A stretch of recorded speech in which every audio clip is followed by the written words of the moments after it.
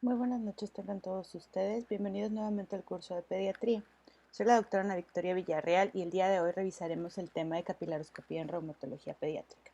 Esta técnica de imagen para el estudio de la microcirculación ha ido creciendo en su aplicabilidad y al igual que la población de adultos juega un papel primordial en la evaluación del fenómeno de Raynaud y otras patologías.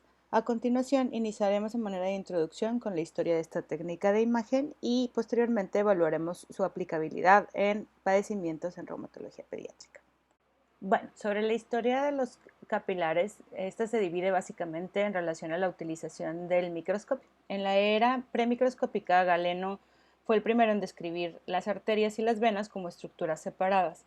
Posteriormente, Harvey descubrió que la circulación sanguínea tiene un flujo unidireccional y Malpighi fue el primero en describir estas estructuras como canales o tubos a los cuales ahora llamamos capilares.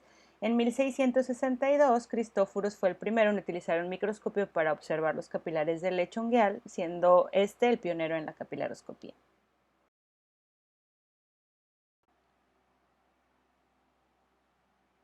Posterior a Virchow y a la publicación en 1862 de la tesis del doctor Maurice Raynaud, en la cual se habla por primera vez de este fenómeno, el estudio de los capilares fue ganando enfoque hacia ciertas enfermedades de tejido conectivo, en particular esclerosis sistémica.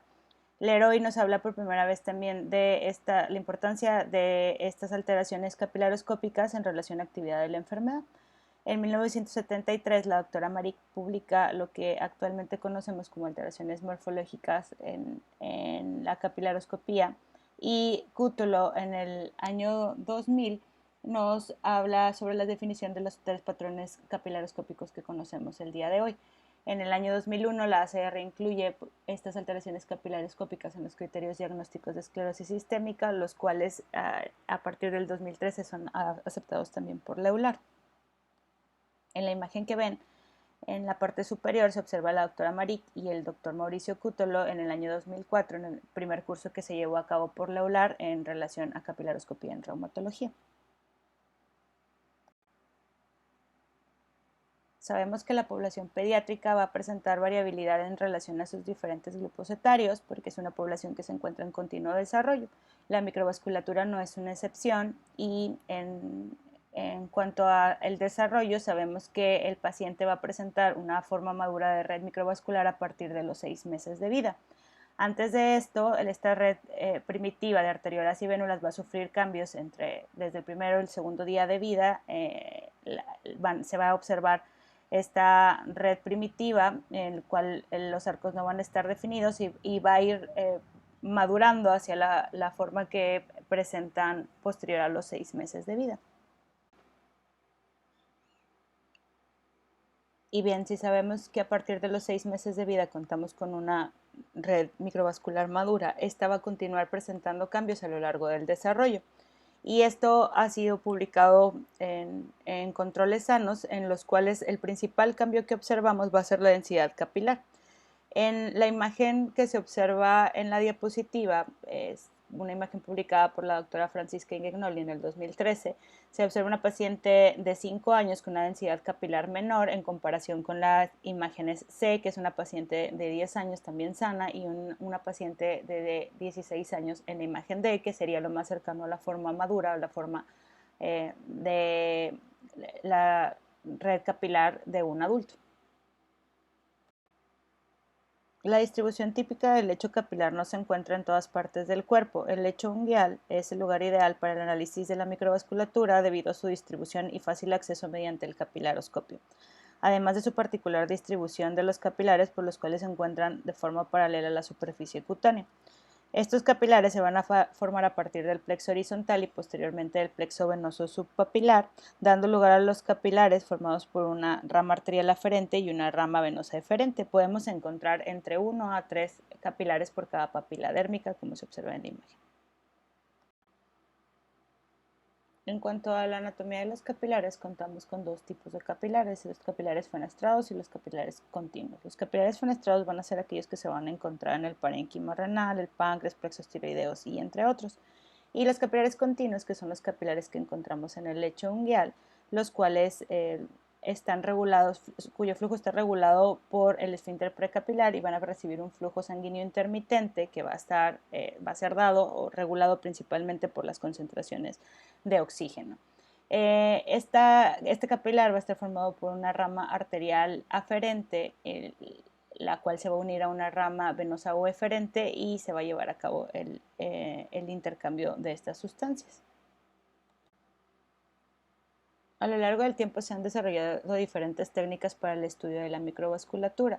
Existen algunas de ellas, las cuales por costo y accesibilidad no se utilizan en la práctica clínica diaria, como una tomografía infrarroja computarizada, la cromatometría, la pletismografía de oclusión venosa, la fotopletismografía de imagen, flujometría láser Doppler, oximetría transcutánea, entre otros.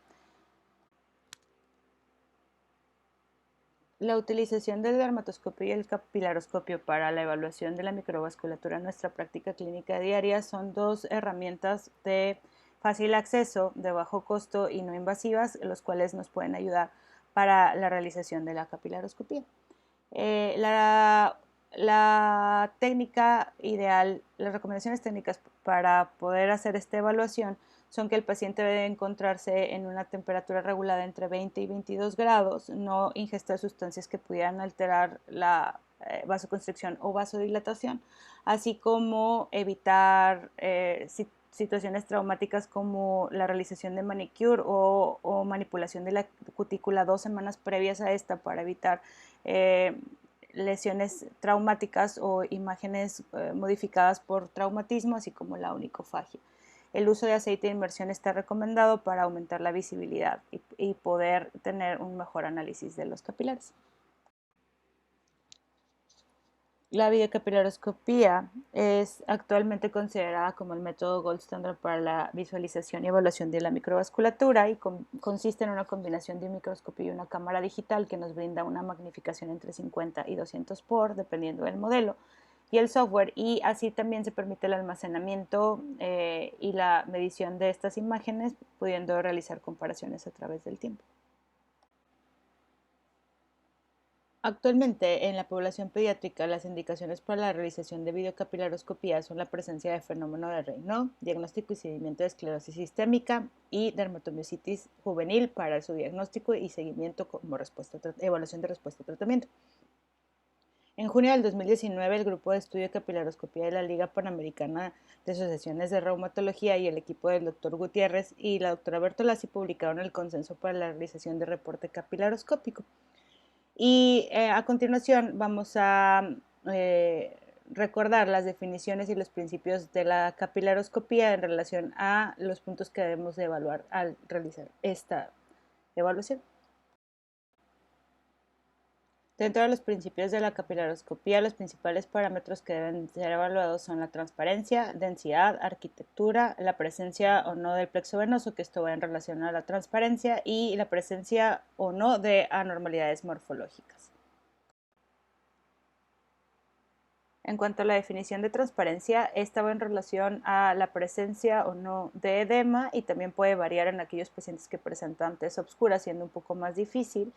El punto más importante para definir la transparencia es la visibilidad del plexo venoso subpapilar, pero este va a ser presente solo en 30% de los pacientes sanos.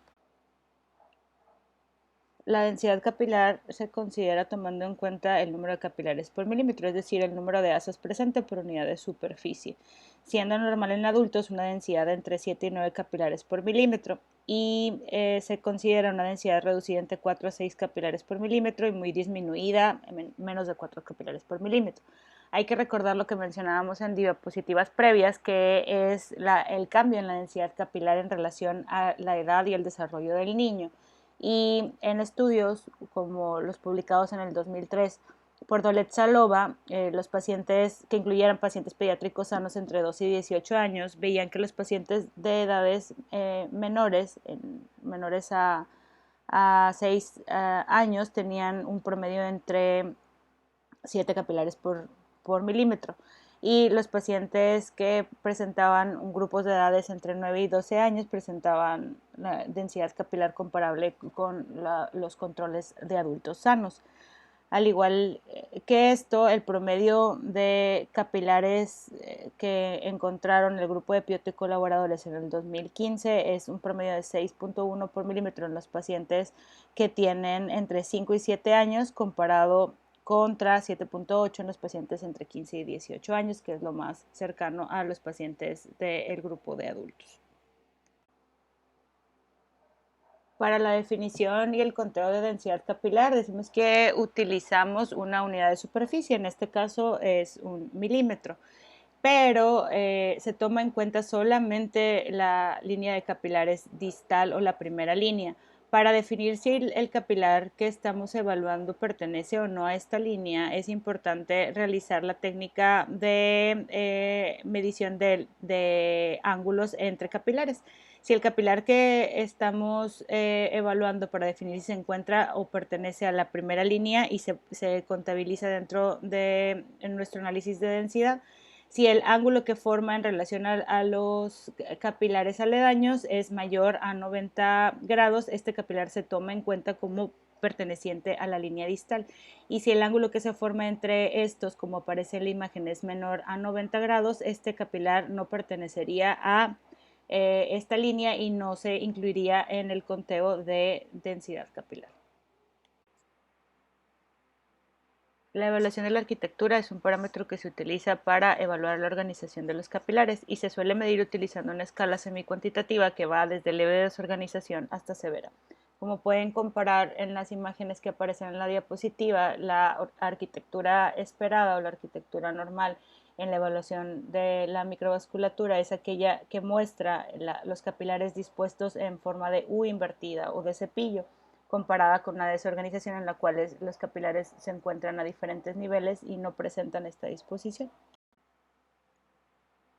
Los parámetros mencionados previamente como la transparencia y la arquitectura son parámetros cualitativos, a diferencia de la densidad y las características morfológicas en relación a el análisis cuantitativo de los capilares, y estos son la medición de la longitud, del ancho capilar total, la medición del diámetro de la rama arterial o aferente y el de la rama venosa o eferente, la medición del diámetro apical, del diámetro interno y de la distancia intercapilar. La longitud es un parámetro cuantitativo, el cual es la distancia entre el asa capilar hasta la base.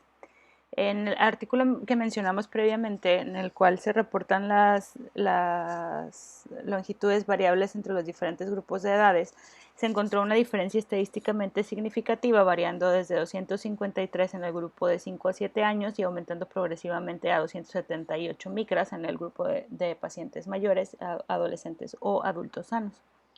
En promedio, la longitud en pacientes sanos adultos que se maneja es de 200 a 250 micras. El diámetro es otro parámetro cuantitativo, el cual se utiliza para definir si existe la presencia de ectasias o capilares dilatados o de capilares gigantes.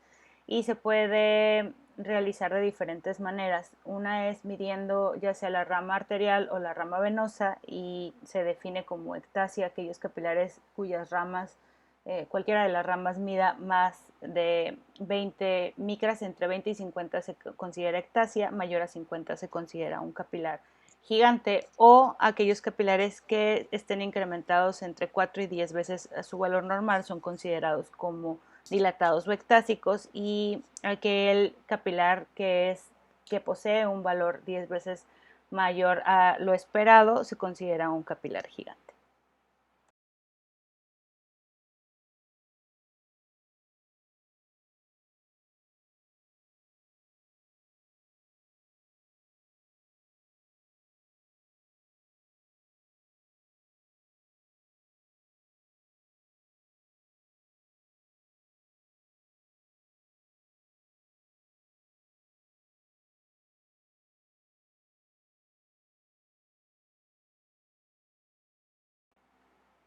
Como alteraciones menores tenemos aquellos capilares que se definen como anormales y llevan diferentes nombres. Los capilares brushy o arborizados son aquellos con ramas que se originan de pequeños múltiples brotes o ramificación de un capilar, y generalmente estas alteraciones van en relación a neoangiogénesis o a la formación de nuevos vasos.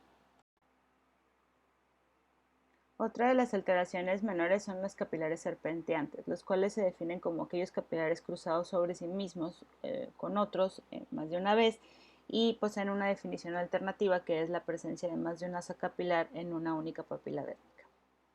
En la imagen que aparece en la diapositiva se observa un capilar cuyas ramas están cruzadas sobre sí mismos y está cruzado con otros capilares a la vez.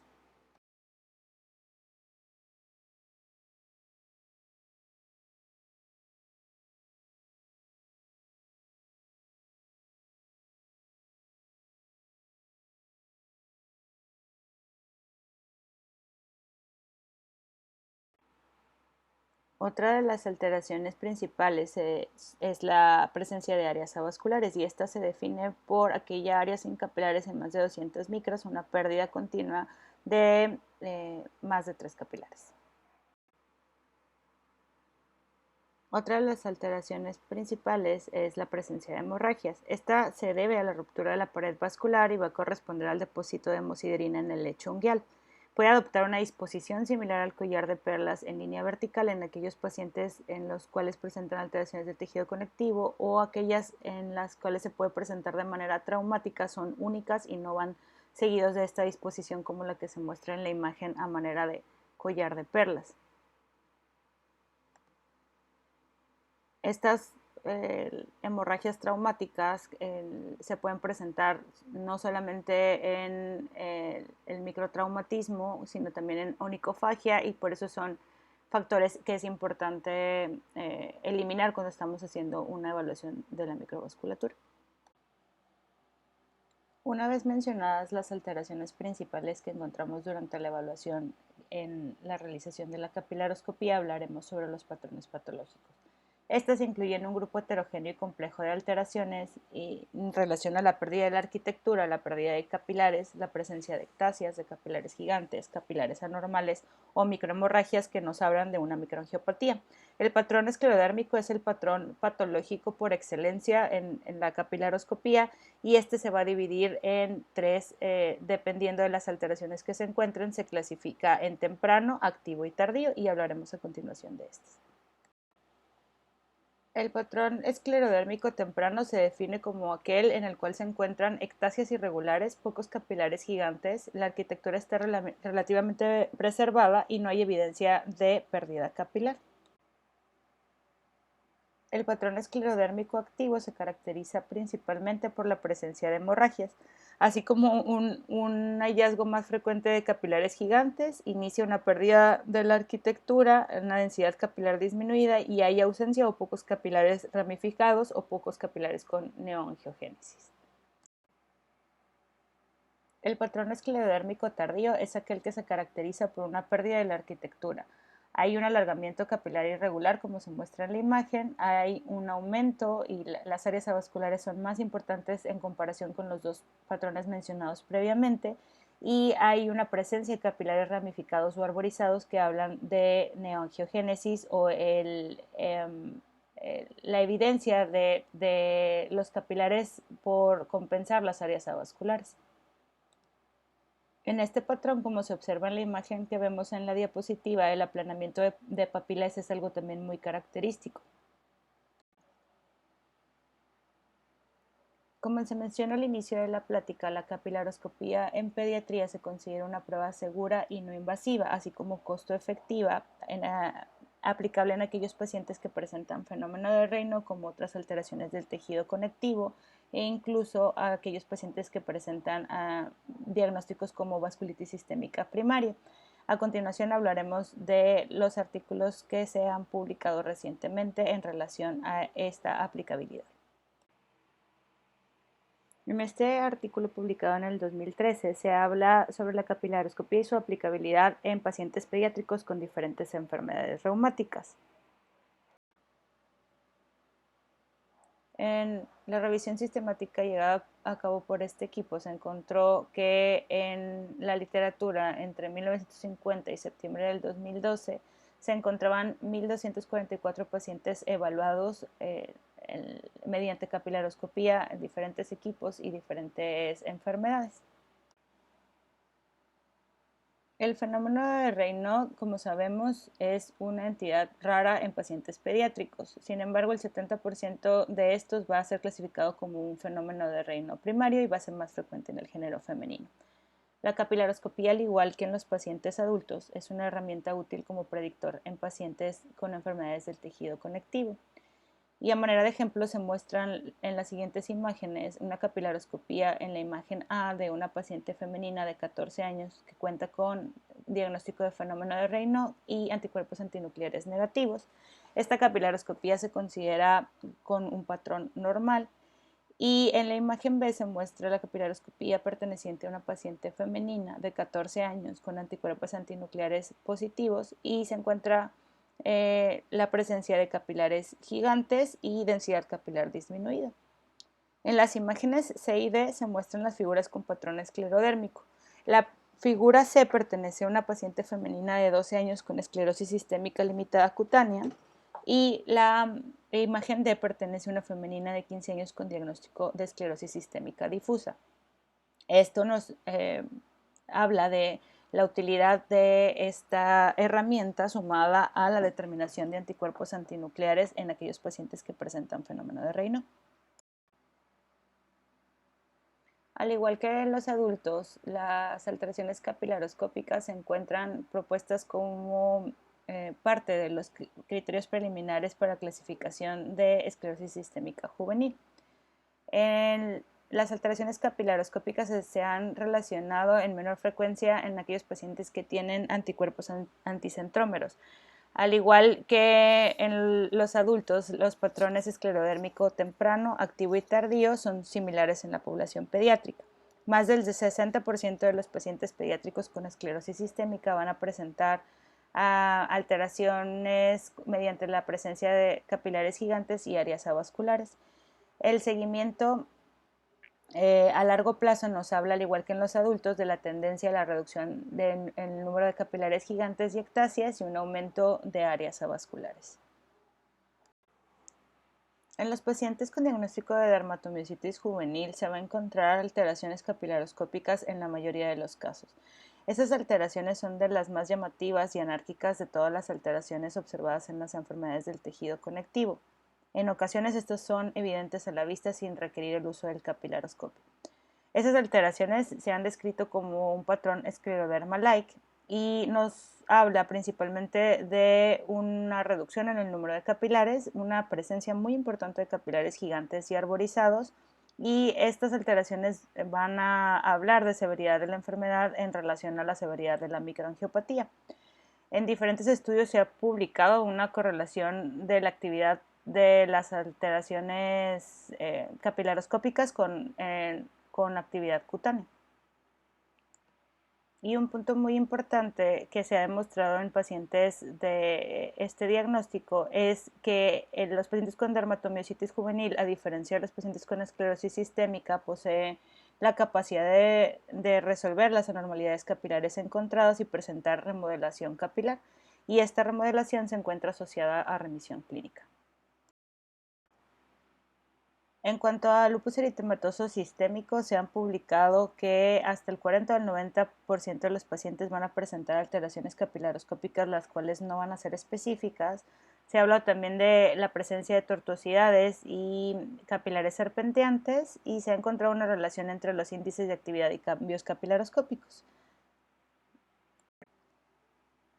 En cuanto a artritis idiopática juvenil, esta revisión de la literatura muestra 5 artículos en los cuales no se encontraron alteraciones capilaroscópicas en pacientes con diagnóstico de esta enfermedad. Hay algunos que refieren la presencia de alteraciones inespecíficas, sobre todo en aquellos pacientes que presentan formas sistémicas. Otro grupo de enfermedades en los cuales se ha demostrado la utilidad de la capilaroscopía para la evaluación de la microvasculatura son las vasculitis sistémicas primarias. La vasculitis por IgA es la vasculitis sistémica primaria más frecuente en la edad pediátrica y en este artículo publicado por Zampetti se encontraron cambios en la arquitectura significativos en comparación con controles sanos. así como la persistencia de edema posterior a la fase aguda. La enfermedad de Kawasaki es otra vasculitis sistémica primaria en la cual se ha demostrado que existe alteración de la microvasculatura mediante el uso de capilaroscopía. En este estudio publicado en el 2012 se encontró una disminución en el flujo del lecho unguial que guarda una relación estadísticamente significativa con la presencia de alteraciones coronarias en la fase subaguda, así como una persistencia de edema posterior a la resolución de la fase aguda. Con base en lo mencionado previamente, concluimos que la capilaroscopía es una herramienta accesible, de bajo costo y no invasiva que tiene utilidad en la evaluación de los pacientes pediátricos. Los estudios actuales demuestran su aplicabilidad en enfermedades de tejido conectivo como fenómeno de Raynaud, esclerosis sistémica y dermatomiositis juvenil. Y por último, para la utilización de esta herramienta en nuestra práctica clínica diaria, sugerimos seguir las recomendaciones emitidas para el reporte capilaroscópico publicadas por PANLAR en 2019. Agradeciendo su atención, me despido de ustedes solicitando contestar la siguiente encuesta mediante el código QR para fines de retroalimentación, así como enviar sus preguntas y comentarios al correo que aparece en la pantalla. Que pasen muy buena noche.